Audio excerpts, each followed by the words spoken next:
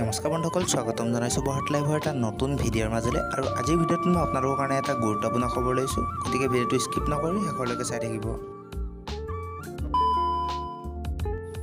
বন্ধুসকল, এছ.আই. জোনমণি ৰাভাৰ মৃত্যুৰ ঘটনাই সমগ্ৰ ৰাজ্যক কঁপাই গ'ল।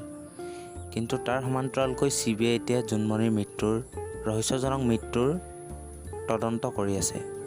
আৰু আজি 27 জুলাই আজিৰ জোনমণিৰ আপডেট আহিছে যে জোনমণিৰ যি ফোনত থকা হোৱাটছআপটো, সেই হোৱাটছআপৰ মেছেজবোৰ উদ্ধাৰ হৈছে। আৰু মেছেজবোৰত লীনা দলেৰ নাম সাঙুৰ খাই আছে, লগতে আভাজ্যোতি ৰাভাৰ লগত বহুত মেছেজ কৰিছে। আৰু সেই মেছেজবিলাক এতিয়ালৈকে বৰ্তমান CBI কাকো জানিবলৈ দিয়া নাই।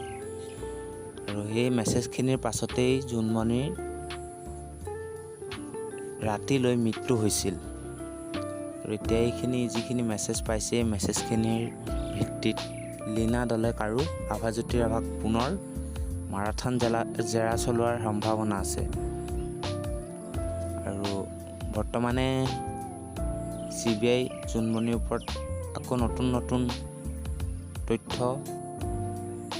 কালেক্ট কৰি আছে।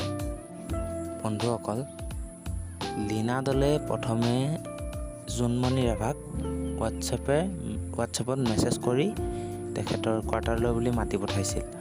আৰু জোনমণিয়ে কিছু সময়ৰ পিছত তেখেতৰ কোৱাৰ্টাৰত গৈ উপস্থিত হৈছিলগৈ।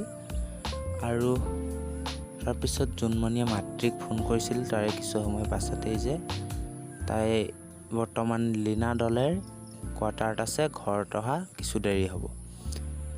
তাৰপিছত কিছু সময়ৰ পিছত ঘৰ আহি পালে জোনমণি। আৰু ঘৰ আহি পোৱাৰ পিছত পুনৰ তেখেতক আভাজ্যোতি ৰাভাই মাতি পঠালে।